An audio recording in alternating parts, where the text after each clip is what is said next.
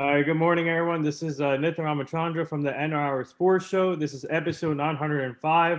I'm joined by a really special guest. Her name is McCray McGuire. She is the mother of Orlando Magic guard Cole Anthony. And also, she's not only that, she's a filmmaker, lawyer, author, inspiring woman out there, and a strong woman out there. And I'm really looking forward to this interview. We finally made this happen. And Crystal, first of all, I just want to say thank you for joining. I'm truly honored for you to join. And how are you and your family doing today?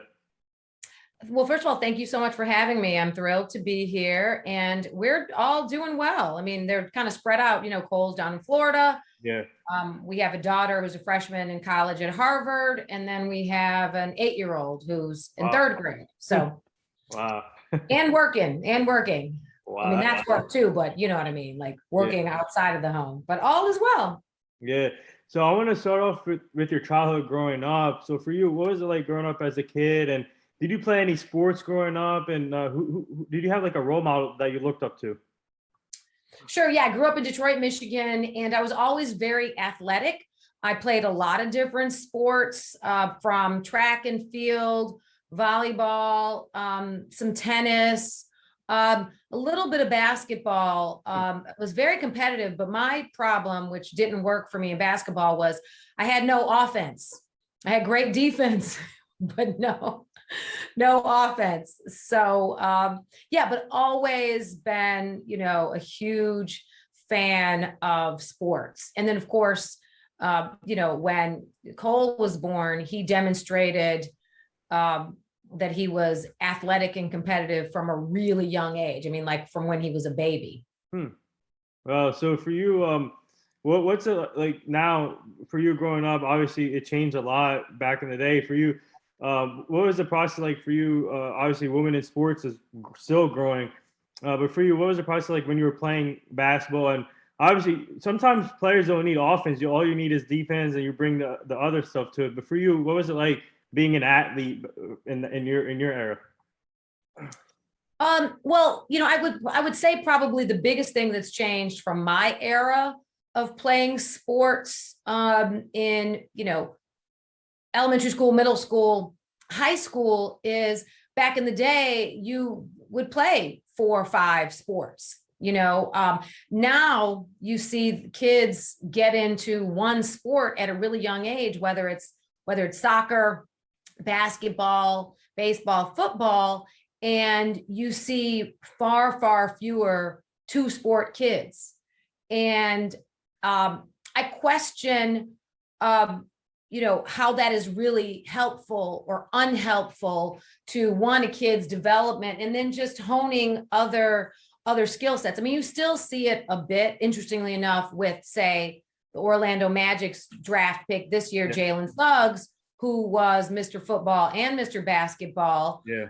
And we've seen it from time to time, but typically as I'm looking at my 8-year-old play basketball, and even when Cole was entering middle school, high school, you didn't have time to play other sports. You didn't have time. Like, it was basketball 10 months out of the year, your club team, AAU team, school team, and then, the various, kind of all-American types games. It really, took over.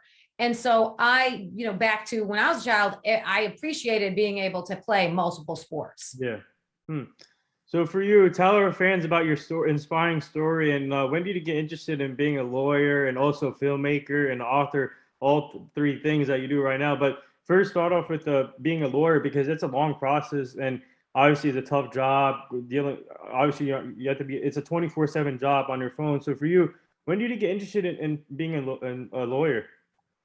Sure. So I grew up in a household where education was incredibly important. That was the most important thing in our household. My mom was a Detroit public school teacher in an era where there were 40 kids in a classroom. Wow. With not an assistant teacher. And then she ended up becoming a principal. So education was just always emphasized in my household. And I had teachers, lawyers, judges, doctors, etc. in my family. So I really had them as role models for me. And it was never a question growing up that I wasn't going to continue my education after high school. So I feel very fortunate that I had them really driving me. And also, no one in my family was in a creative profession. No one in my family were professional athletes either. And so I took, as many do, and it's not smart, but I took the secure route. My parents were like, you're going to go to college and you're going to get a job that has good benefits and insurance, health insurance. I mean, that was sort of frankly, and it's just my parents were Depression era parents. So it wasn't so much about you're going to have a job that is so creative that you love so much, even though my parents were passionate about. My dad worked for Ford Motor Company. My mom was a public school teacher, but they said you're going to get a secure job. So went to undergrad at University of Michigan, majored in English, then went to law school, NYU after that, and started practicing law, entertainment law, at a big firm in New York City. And I was not passionate about it. I was representing lots of, people, whether it was writers or playwrights or dancers or choreographers or directors, et cetera, who were at the top of their field. I felt sort of like, the hired hand. And I realized my passion really was writing and creating content. And I got to a point where I said, look, I'd rather be the client than the attorney. And so I left my law firm. And the first thing I did creatively after leaving the law firm is I wrote, my first novel called Home Court Advantage. Right. And, that ended up being a New York Times bestseller. And then I was sort of, from there, Wow. I was off. It was a process getting to the point of writing the book, but I was just deeply committed to writing. One of my mottos, I've always said, I will finish what I start. Wow. And that was my goal when I started writing that first book. And so that was sort of what launched my career creating content of all sorts now. So now I write, I produce, I direct, from documentaries to docuseries, films, etc. Yeah. So being a lawyer, obviously for you, how did you cope with that? And obviously with your kids growing up and working a 24/7 job, how did you deal with that and also being a mom and then dealing with other stuff, like the cases you have to deal with being a lawyer? Well, actually, I stopped practicing law before my first child was born, which is Cole. Yeah. By the time Cole was born, I had left my law firm. And actually my first novel, I actually wrote before Cole was born. Okay. And so, and then that led to, I started doing TV, punditry, etc. And then I didn't write my second novel actually until after Cole and Ella, my middle child, were born. So I was fortunate as a mother, I was able to be fairly hands-on, really hands-on, and I had flexibility with my schedule and writing. I think about, when I was writing my second book, I think about one of the, if not the most successful living author in the world, J.K. Rowling, who wrote all of the Harry Potters. And she talks about the first Harry Potter she wrote it sitting in a coffee shop when her kid was a baby in their stroller, pushing them, with one foot back and forth, lulling them back to sleep, and writing longhand with, the other hand on a coffee table in a coffee shop. So on one hand, I empathize with that on one hand, because you do have sort of the flexibility to work where you want to work. But again, times have really changed since now, because you can write on, you can write on your iPhone. You can write on anything right now, although I still prefer writing longhand, I must say. Wow. Yeah. So I want to get to your novel, obviously best-selling in the New York Times. What was that like when they put your novel out there and what does a home court advantage mean to you with the first novel that being the best-selling New York? What was that like for you? It was thrilling, but it was also a little surreal, to see characters that you have created and their storylines speak to and resonate with so many people. I think it's a dream of a writer that you are able to connect with readers that see something of their lives, that see, humanity in your characters and in your stories. And so that was incredibly, it was thrilling. So I want to ask you about this film. Obviously, Little Ballers and Little Ballers, Indiana. It's really inspiring, and obviously, it's all about the youth now and seeing your kids grow up into athletes and stars. And what's it like making this? What was it like? Process like making this film with Skylar Diggins and the rest of the people here, and just mainly focusing on the youth.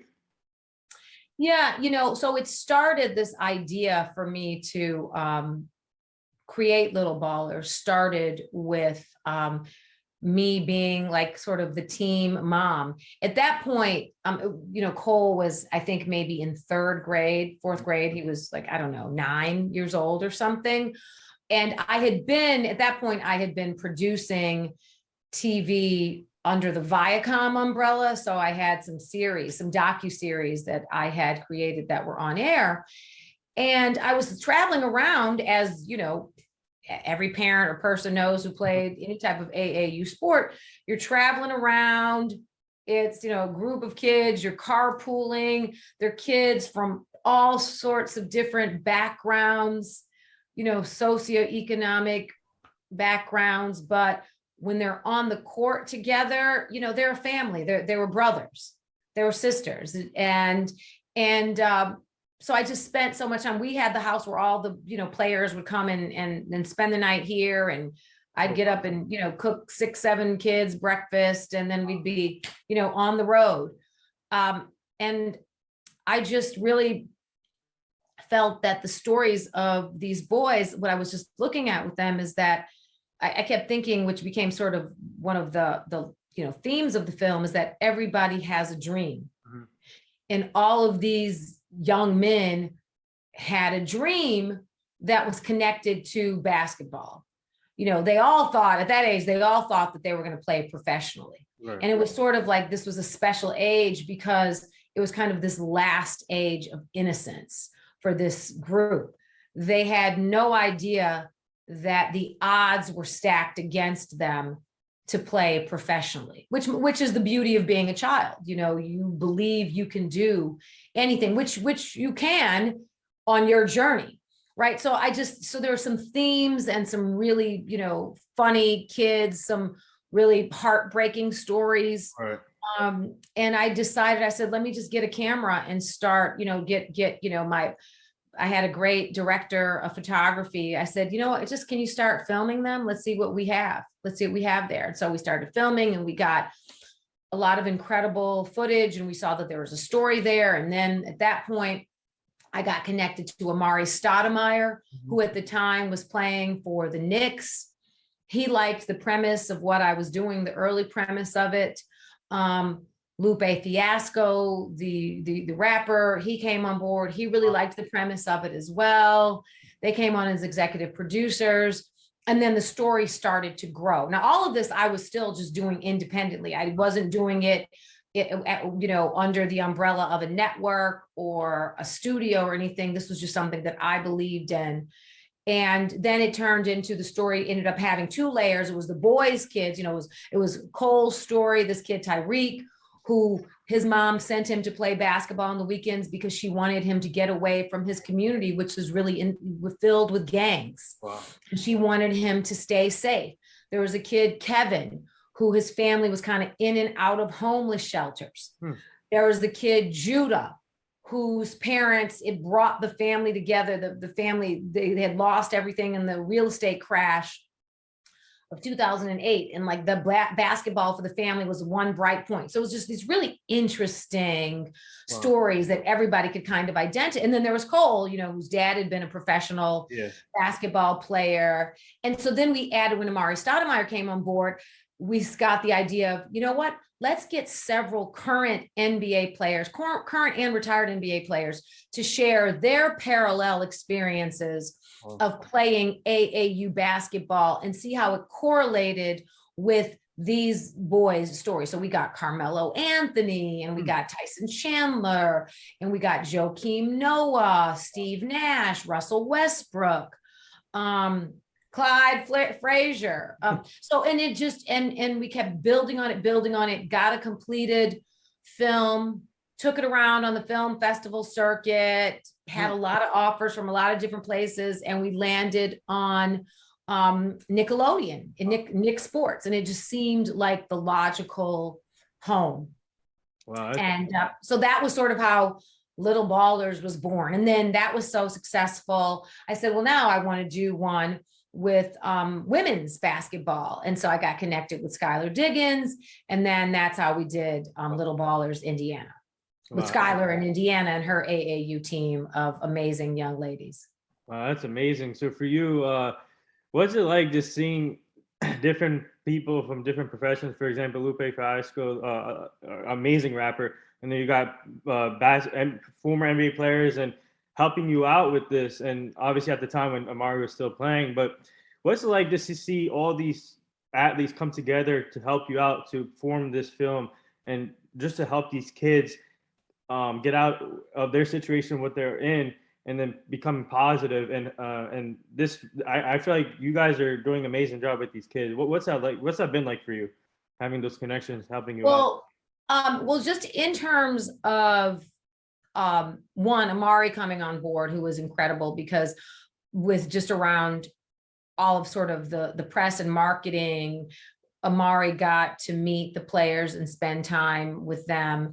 And that was really aspirational for the boys. And then just in terms of the involvement in the film of, some, all-star players like, Russell Westbrook, Steve Nash, et cetera, NBA championship winning players, Tyson Chandler. That was incredible because they had such wisdom to share, and kernels, little gems of their stories that were hopeful. Like for instance, like Russell Westbrook, which I think is, kids should remember this. I mean, Russell Westbrook, one of the lines that I used of his in the film was, he said, I was actually never the best on my teams. And he actually didn't even play AAU ball. He played organized ball, but he didn't play it through AAU.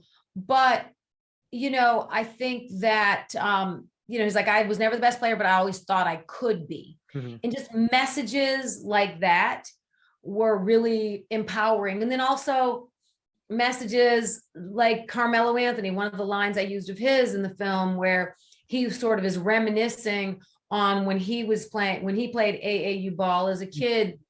And he was sharing how, the team, we was before the days being sponsored by the big, sneaker companies, like, a community would pool together their money to send these kids on these, road trips. And he was sharing, is like, there'd be like 6-7 kids in a room. Wow. Our uniforms had holes in them. They weren't even matching, but we didn't care about that. It was just about us kids having a good time, enjoying life, doing something that, kept us safe, that we were passionate about. And so, those were, and then from a philanthropic perspective, I mean, Joakim Noah, who, whose dad was also a professional athlete, a professional tennis player, Yannick Noah, him, talking about how basketball opened the door for him and opened his eyes and helped him with the resources to be able to get involved with the work he did in Chicago when he was still playing for the Bulls, to help violence interrupter groups to decrease, to help decrease gang violence. Right. And that was sort of a tie to one of the players, Tyreek, who lived in a community that, you know, really had an issue with gangs, and young kids as young as, you know, 10, 11 years old, becoming members of gangs, thinking that that was their only outlet. So just so much positivity came out of, you know, the professional athletes being a part of the film, and the kids in the film feeling like they were involved in something bigger than they'd ever been involved in. It just felt aspirational for them. And it's interesting, two of the boys who played on the team with Cole, Judah and then Bryce, they're lifelong friends. Judah and Bryce live with Cole and work with him down in Florida. You know, they have businesses together. They have some managerial projects. They have some product lines. And so it's great to see these lifelong friendships that can come from playing on a team sport. Wow. Yeah. So if you go to the women's side, Little Ballers Indiana, and this is really inspiring because I'm a big advocate of women in sports, and I have a team of 8 people. 4 of them are females. So I'm giving every opportunity to females to get the opportunity in the sports industry. So what's it like having this film? Because especially this can help little girls to say, if you guys can do it, I can do it too, and I can get to the sports. If they want to be in the sports industry, I can do it. So what's it like having the Little Ballers Indiana doing the film with Skylar Diggins and focusing on the women's side, because this is really important to me too. It's amazing. Oh yeah, no, absolutely. So I think with the women's basketball, we're just specifically talking about women in basketball. I think that what even I discovered doing this film and learned about the fundamentals of women's basketball and the purity of the game with women's basketball, when you look at the real high level of basketball that women are playing, whether on the high school level, whether on the collegiate level, and in the NBA, just physically, we know that there's different athletic abilities, just physiologically, between men and women, right? But what was so you know, with many of the athletes that I talked to in the Skylar Diggins one, whether it was from Skylar Diggins or Lisa Leslie or Tamika Catchings, Elena Del Don, were some of the women who were in it, is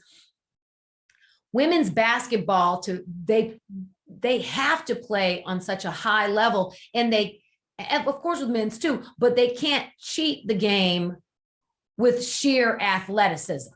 Right? It's not about, I'm going to overpower you with muscle, but I'm going to overpower you with my sharp shooting. Right, I'm going to overpower you with my passes, and it's just a different outlet. When you look at like the best shooters in the WNBA and you look at their field goal percentage, you know, they're up there with the best of the players, male or female, I mean, within the NBA. And so I learned so much about the game and just respected it even more, just from a basketball perspective and a skill set perspective, and just how it's such a high level. I mean, even like you see women basketball, like my daughter won her state championship as a high school player with her team.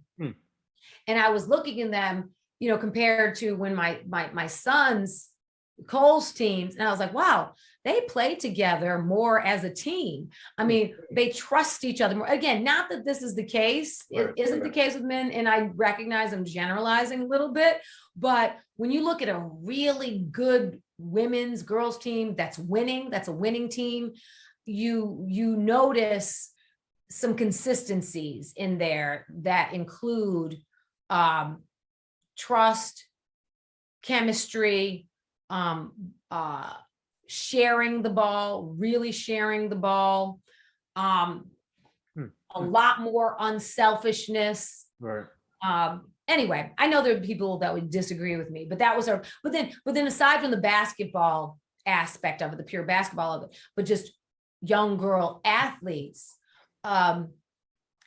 just the self-esteem that young girls increase their self-esteem playing team sports, and just friendships among girls. There's not that, you see, there's not that mean girl stuff. There's not that kind of negativity that when I think young girls, you know, especially kind of reaching the middle school age into high school age, can get into that space. It just shows, you know, like the theme for Little Ballers Indiana was teamwork makes the dream work. Yeah. And much of it also emphasized work ethic. You know, like Skylar Diggins' coach was her dad, Mo. And Coach Mo, his expression was always with Skylar, because she had such a, you know, an extremely high work ethic, but she was her own worst critic. She worked so hard and had such high expectations for herself, and would get mad when she wasn't performing up to what she thought she should be performing to. And his theme was always, don't get mad, get better. Don't get mad, get better. And so that was really, you know, incredible to be able to tell their story as well. So for this new film you're making now, are you guys what's the theme here, and are you guys planning on like bringing in female and male athletes together in this film, or?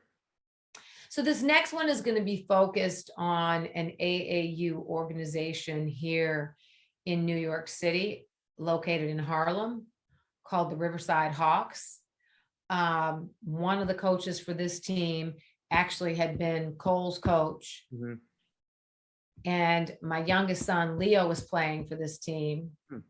And once again, it's just an incredibly special group of boys who, for each of these boys, each of these families, basketball means something different, but powerful and hopeful.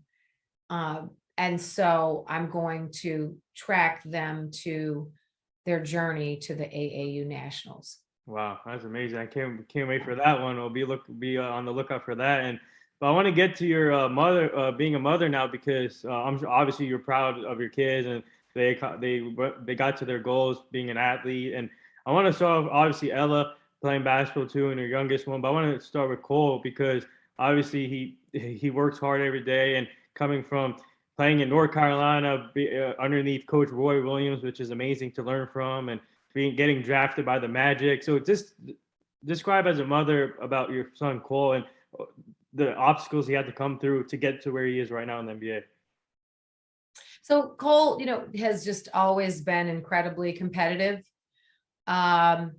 He loved several sports growing up through elementary school. But again, as we talked about earlier, once he got to, you know, 7th, 8th grade, he really had to kind of make a choice what sport he was going to focus on so he could continue to play competitively throughout middle school and high school. And so, you know, never forced him to do it. It was always his choice. It was always something that he wanted to do. But we just tried to put him in the best position to achieve, to always be playing against the top competition.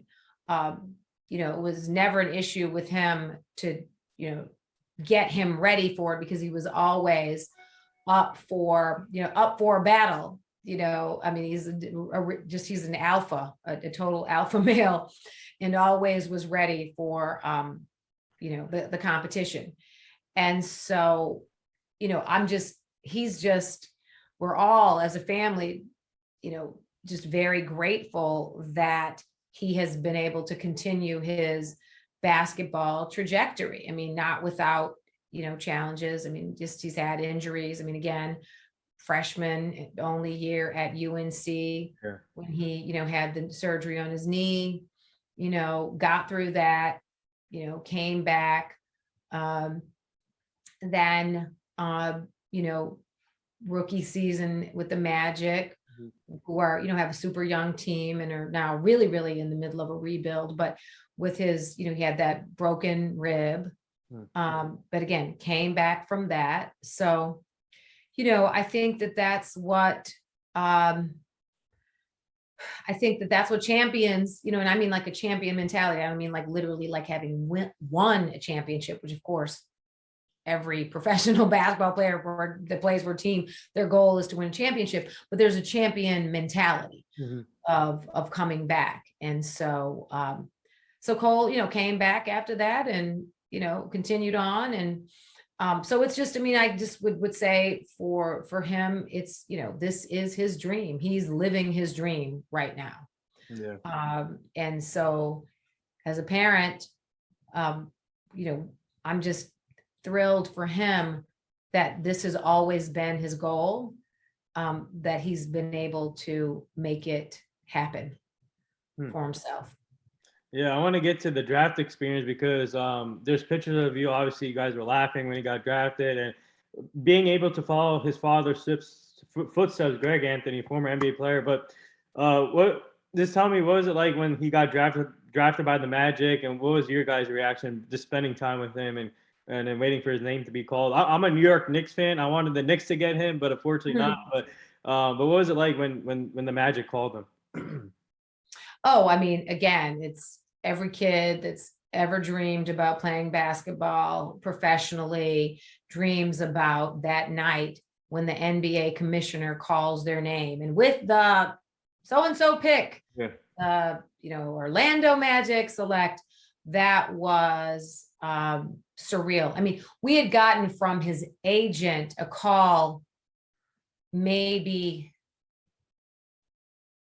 90 seconds before Adam Silver, when Orlando was on the clock, they ended up, then calling Cole's agent and saying, okay, we're going to pick him at 15. Then I got a call on my phone from Cole's agent, Jeff Schwartz of XL Sports. Right. He said, did you hear? And I said, no, because also Woj, Woj gets all the, Woj had reported on. Well, Woj gets it before the teams know, right?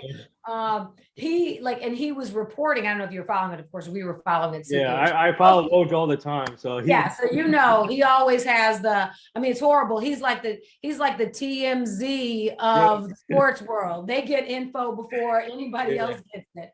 And so Woj, so when when Cole's agent called, he was like, did you hear? And I was like, what? And he was like, oh, the Magic are going to pick him at 15.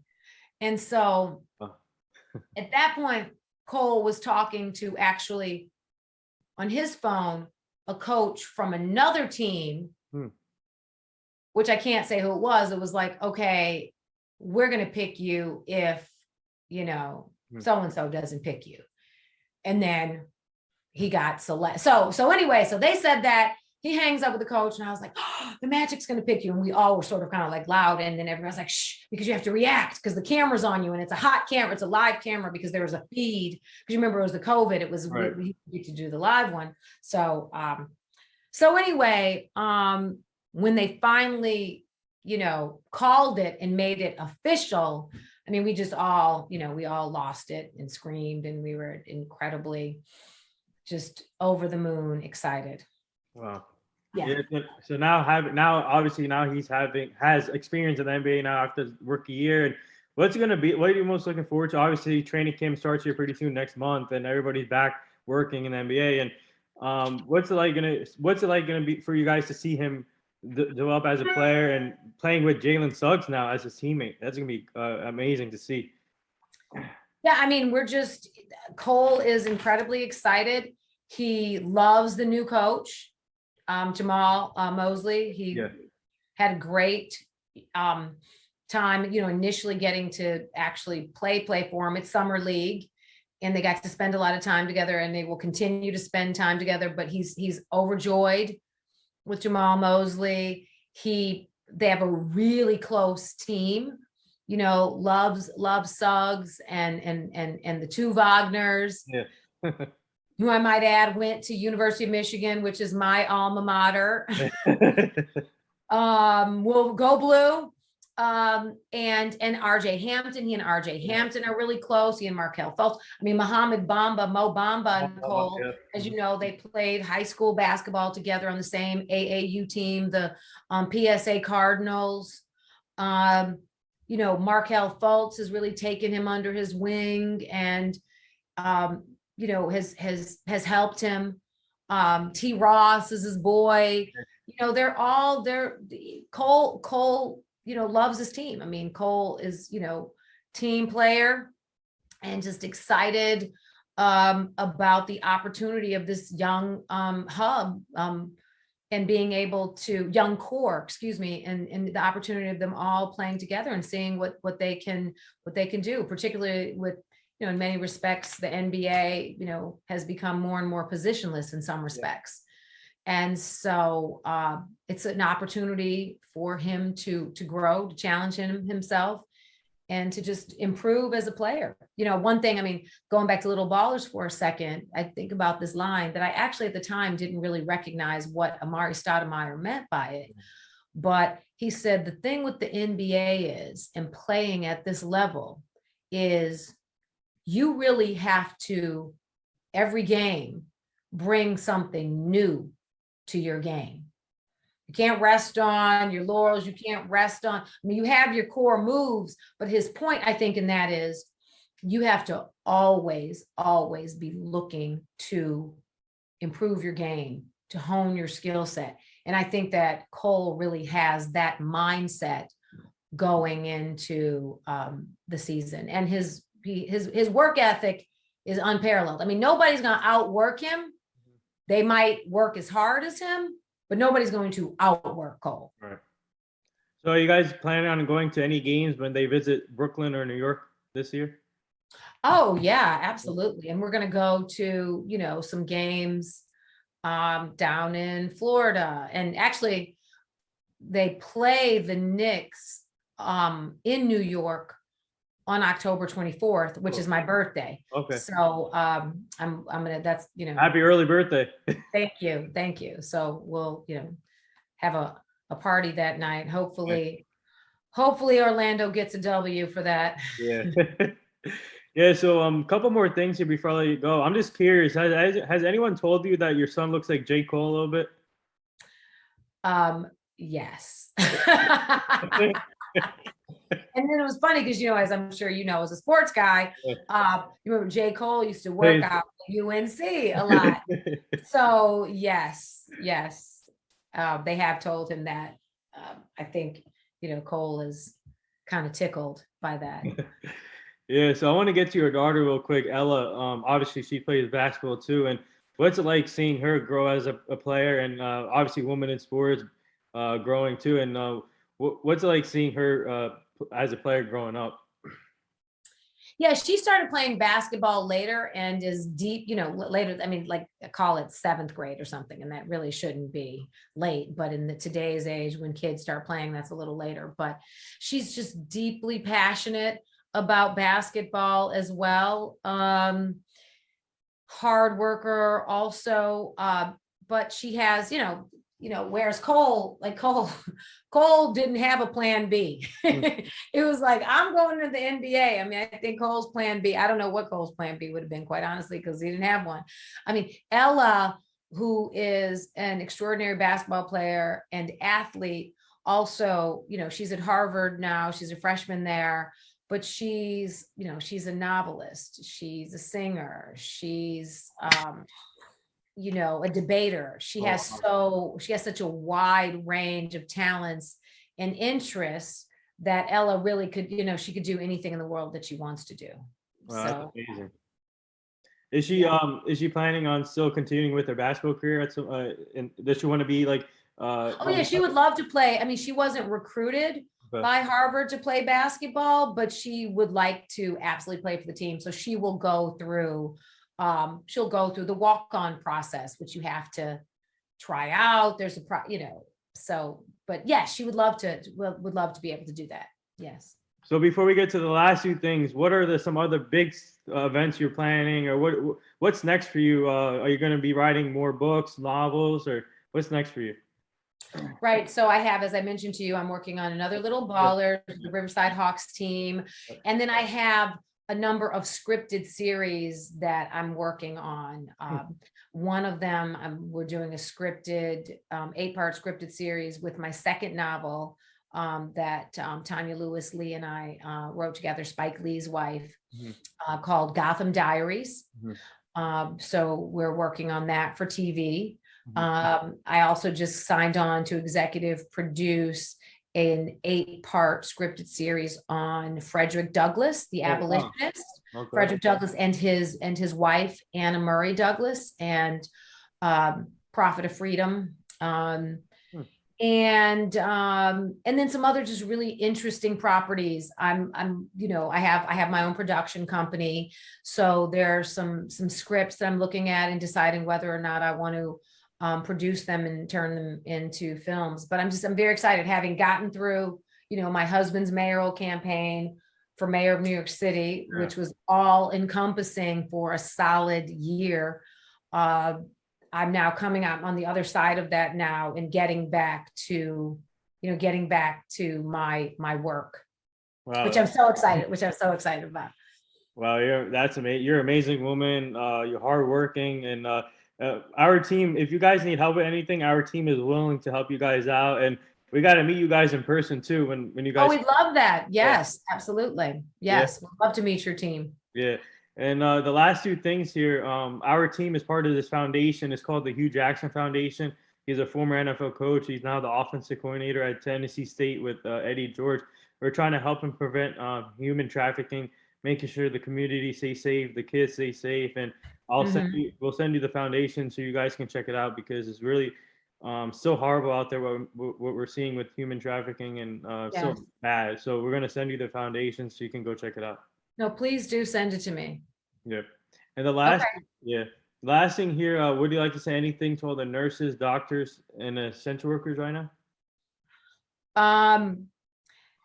Thank you, all of the frontline workers, of every kind, particularly getting through this COVID crisis, from not just the nurses, not just the nurses' assistants or doctors, but the janitors in the hospitals, and the lunch staff, and the EMS workers, the police officers, the firemen. Thank you all so much for helping us get through this unimaginably difficult period that the nation is going through. And sending gratitude and blessings your way.